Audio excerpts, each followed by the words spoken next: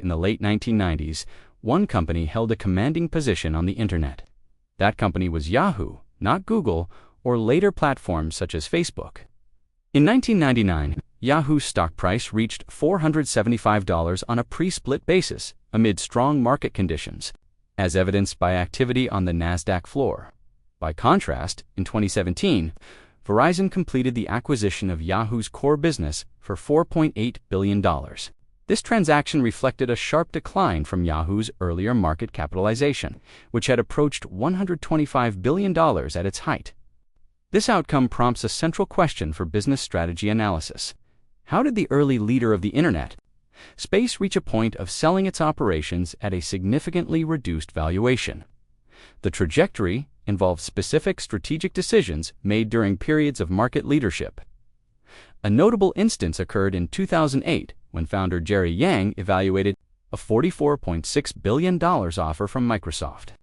The resolution of that proposal demonstrated the consequences of choices regarding valuation and independence. The sequence of events reflects not external misfortune, but internal decisions on timing, competitive positioning, and resource allocation. These choices occurred in an environment where market leadership appeared sustainable. Examining the progression reveals how incremental decisions accumulated into larger shifts in company performance. This analysis traces those steps to understand the factors that altered Yahoo's position over time. Yahoo originated in 1994 at Stanford University. Two PhD candidates, Jerry Yang and David Filo, developed the project while deferring their dissertations. They created Jerry's Guide to the World Wide Web, which consisted of a hierarchical directory organizing websites through human curation rather than algorithmic search. The name derived from yet another hierarchical, officious oracle, with an exclamation mark added as part of the branding. Usage grew rapidly due to the unstructured nature of the early web. The directory provided a structured map that addressed user needs for navigation in an emerging digital environment. By September 1994, the site recorded 50,000 daily hits, increasing to 1 million by the end of the year. This growth demonstrated the value of curation in reducing user uncertainty about online content. In March 1995, Sequoia Capital supported incorporation. The initial operations were based in a literal closet space with no immediate revenue model. The focus remained on user acquisition under the premise that significant traffic would lead to future opportunities. Yang handled advertiser outreach while Filo managed technical aspects, including extended work periods in the office. The approach solved a fundamental human challenge in the early internet: the difficulty of locating relevant information amid expanding content. Rather than a purely technical solution, it emphasized organization and accessibility. By 1995, the brand achieved recognition such that Yahoo had entered common usage as a reference to searching online. This period established the foundation for Yahoo's portal concept, positioning the company as a central point for web discovery. The founders' decision to prioritize this project over completing their doctoral programs contributed to the creation of an early internet infrastructure player. Following its incorporation in 1995, Yahoo pursued rapid scaling through public markets. The 1996 IPO raised $33.8 million. The stock tripled in value within hours, making founders Yang and Filo paper billionaires while still in their 20s. This capital influx supported accelerated product development and market expansion. Yahoo then focused on weaponizing the portal concept by developing a suite of integrated services. The launch of Yahoo Mail in 1997 provided users with reliable email functionality directly within the platform. This was followed by Yahoo Messenger in 1998 for instant communication. Additional verticals, including Yahoo Finance and Yahoo News, completed the offering, creating a one-stop destination. By consolidating these functions under a single brand and interface, Yahoo increased user engagement and session times. This ecosystem approach directly contributed to advertising revenue growth, expanding from $1.4 million in 1995 to $1.1 billion. By 2000, as advertisers sought access to the concentrated audience, acquisitions served as a primary mechanism for conquest and capability building. In 1999, the $4.58 billion purchase of GeoCities added a large base of users, engaged in creating personal homepages, expanding community features, the $5.7 billion acquisition of Broadcast.com from Mark Cuban. That same year brought streaming technology and content distribution capabilities. These deals allowed Yahoo to incorporate emerging functionalities and user bases before they matured. Independently, on the global front, Yahoo established Yahoo Japan and developed localized portals in over 20 countries. This strategy adapted the core model to diverse markets, driving international traffic and revenue diversification. By 1999, Yahoo had become the second most visited site on the Internet, with its market capitalization climbing toward $125 billion. The core innovation was in capturing money. Rather than relying primarily on advanced technology, Yahoo made the Internet accessible and familiar, positioning the portal as the central hub for users. This resulted in peak scale of 700 million monthly users and control of approximately half the early web traffic. The resulting power appeared absolute, with strong support from Wall Street analysts and favorable media coverage. Market dynamics favored the company due to its established position and resources. However, this dominance masked emerging strategic vulnerabilities in core areas like search functionality. At the beginning of 2000, Yahoo stock closed at $118.75, corresponding to a market capitalization exceeding $125 billion. This occurred amid the dot-com bubble, which provided favorable market conditions for Internet companies. During this phase, Yahoo operated as more than a search engine. It functioned as the primary entry point to the Internet for many users. The brand became culturally synonymous with online activity. Offerings such as fantasy sports, groups, and chat rooms meant that various digital activities originated and concluded within the Yahoo ecosystem. The company established the operational template for Internet portals. Competitors modeled their approaches after Yahoo's structure, while future industry participants recognized the strength of its position. Advertisers allocated significant budgets because the platform delivered extensive audience reach, with eyeballs viewed as a nearly unlimited resource. Several factors contributed to this apparent invincibility. First-mover advantage, established early in the web's development, created substantial barriers. Brand equity proved difficult for others to replicate. Additionally, accumulated resources enabled the pursuit of further opportunities. A key decision occurred in 2000 when Yahoo outsourced its search functionality through a licensing arrangement with Google.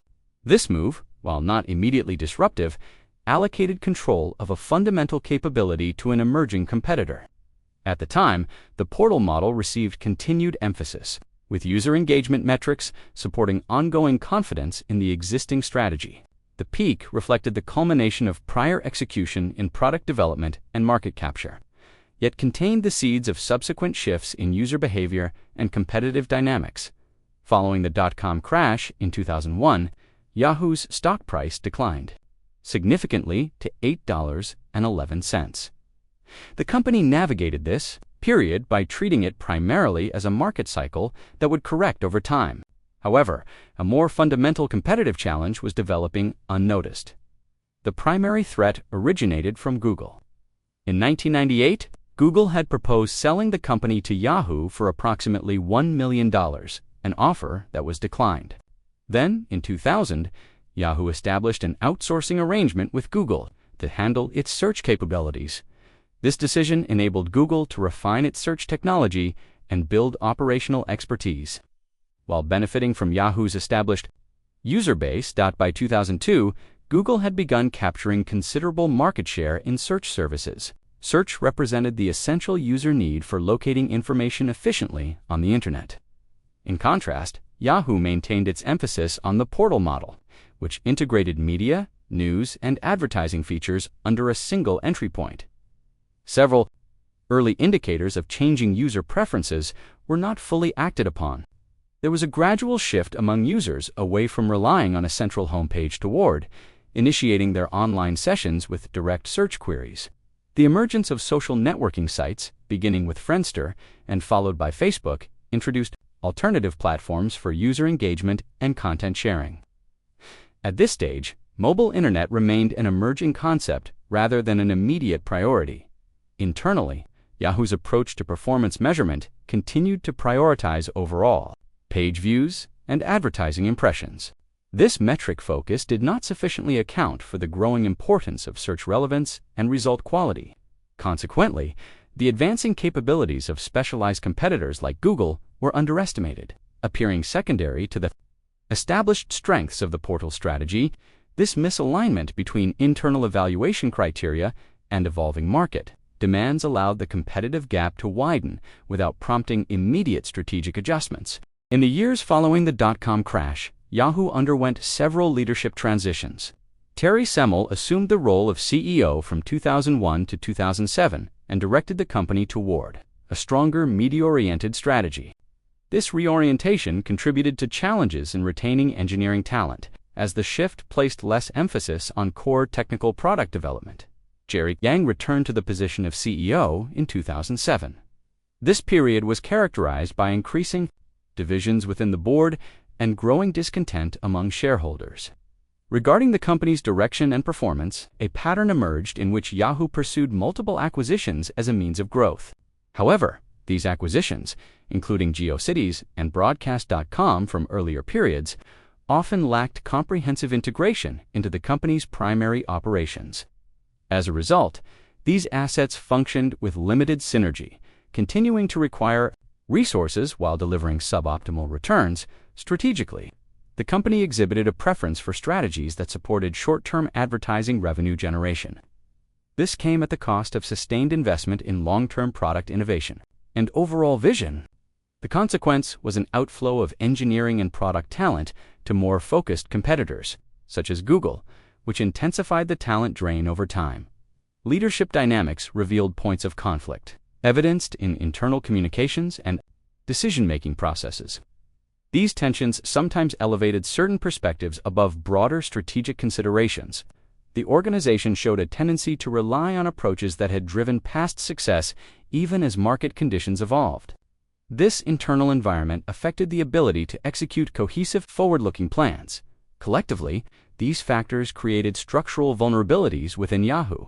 The combination of leadership changes, incomplete acquisition strategies, revenue-focused priorities, and talent attrition weakened the company's capacity to respond effectively to external competitive pressures. These internal elements compounded the challenges posed by shifting user behaviors and technological advancements in the broader industry. The decline of Yahoo involved a sequence of strategic decisions that compounded over time. These choices affected the company's ability to maintain its competitive position. The first set of decisions concerned opportunities related to Google. In 1998, Yahoo declined an offer to acquire Google for $1 million. Subsequent negotiations around a potential $3 billion acquisition also did not advance when Google requested $5 billion. This assessment viewed the price as excessive at the time.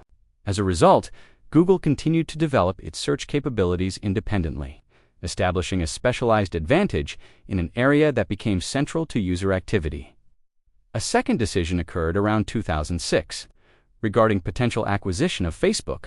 Discussions for a transaction valued at approximately $1 billion concluded. Without agreement due to internal differences in evaluation and terms, this prevented Yahoo from incorporating social networking features into its portfolio at an early stage. In 2008, Yahoo received a $44.6 billion cash and stock offer from Microsoft. The decision to reject the proposal stemmed from an internal determination that the company held higher value. The announcement led to an immediate 15% decline in Yahoo's stock price. This outcome contributed to leadership changes, including the departure of Jerry Yang. Additional acquisitions presented further challenges. Purchases, such as GeoCities and Broadcast.com from earlier periods, along with the later acquisition of Tumblr for $1.1 billion during the Meyer era, involved substantial investments. However, these assets experienced difficulties in integration, resulting in limited operational synergies and ongoing resource consumption without corresponding benefits. Search capabilities were outsourced in two separate instances. The initial arrangement with Google was followed by a 2009 agreement with Microsoft for Bing. These moves transferred responsibility for a key user-facing function to external partners on successive occasions. reducing direct control over a critical element of the user experience. During the period from 2012 to 2017, under Marissa Mayer, certain operational policies were implemented, including restrictions on remote work. These contributed to talent retention issues. Furthermore, major data security incidents affecting over 500 million accounts in 2013 and 2014 were handled without immediate full disclosure to users or regulators. This approach affected trust levels at a time when data protection had become a significant factor in user decisions. These mistakes were interconnected rather than independent. Each choice influenced subsequent options and resource availability. The cumulative impact included reduced market responsiveness, diminished innovation capacity, and erosion of user confidence. The decisions reflected priorities that emphasized short-term considerations or internal perspectives over sustained competitive positioning in core areas. Between 2012 and 2016, Yahoo implemented multiple rounds of layoffs, with one instance involving 2,000 positions. These measures reflected ongoing efforts to align costs with declining performance, but they also impacted employee morale and operational capacity. User migration to alternative platforms completed during this period. Google established leadership. In search services, Facebook dominated social networking, and mobile devices reshaped patterns of attention allocation. As a result, Yahoo's role as a central internet destination diminished substantially, with traffic and engagement shifting. Elsewhere, financial performance followed a similar path. The previous valuation of over $125 billion gave way to trading levels more characteristic of significantly lower valued entities. Revenue streams contracted in line with the reduction in user base and market relevance. The defining event occurred in July 2016 when Verizon announced its intention to acquire Yahoo's core assets for $4.8 billion. The final terms were adjusted downward due to the effects of prior data breaches. Marissa Mayer resigned from her position as CEO following the transaction. This sale represented the conclusion of Yahoo's independent operations in its original form. The company that had shaped early internet usage patterns was transferred to a telecommunications company at a valuation representing a small fraction of its historical peak. The outcome highlighted the extent of the position change. Yahoo retained certain investments, such as its stake in Alibaba, but these did not alter the overall reduction in its primary business scope or restore its former influence. Following the acquisition, Verizon integrated the Yahoo assets into its Oath division, later known as Verizon Media. In 2021, Apollo Global Management acquired the Yahoo brand, along with the remaining operations for evaluation. Representing a small portion of previous levels, Yahoo continues to operate in a limited capacity today. Its finance page retains usage among certain legacy users who maintain established habits. However, the company no longer plays a significant role in the primary areas of internet activity, including search, social interaction, and mobile experiences. Jerry Yang and David Filo, the original founders, observed these developments from outside active management roles. Their involvement in the company's growth phases resulted in substantial personal financial returns. The brand persists in generating occasional engagement through nostalgic associations with early internet usage. Yet the overall position reflects the conclusion of its former prominence in shaping online experiences and market standards. The case of Yahoo demonstrates that in the technology sector, timing and adaptability determine long-term outcomes. First mover advantages provide temporary benefits rather than permanent rights to market leadership. Denial of changing conditions accelerates decline. A key psychological factor involves founder perspectives that equate historical achievements with guaranteed future success. Boards that resist opportunities to realize value at peak levels often encounter less favorable conditions later. Several principles emerge from this analysis. Core competencies should not be outsourced, as this transfers control over essential functions to potential competitors. Organizations must adapt their models when user behaviors evolve. As the portal approach lost relevance once search became the preferred starting point for online activity, acquisitions require effective integration to generate value. Without it, they represent inefficient resource use. Markets may accommodate isolated errors. but repeated failure to address evident shifts leads to lasting consequences. Yahoo's experience shows that decline occurred, not solely because competitors offered superior technology. It resulted from the company's reduced focus on anticipating and responding to future developments in user needs and market structure. This pattern invites reflection on how established advantages can become liabilities without continuous strategic reassessment. What lessons from similar dynamics might apply to current market leaders facing comparable shifts in technology and user behavior?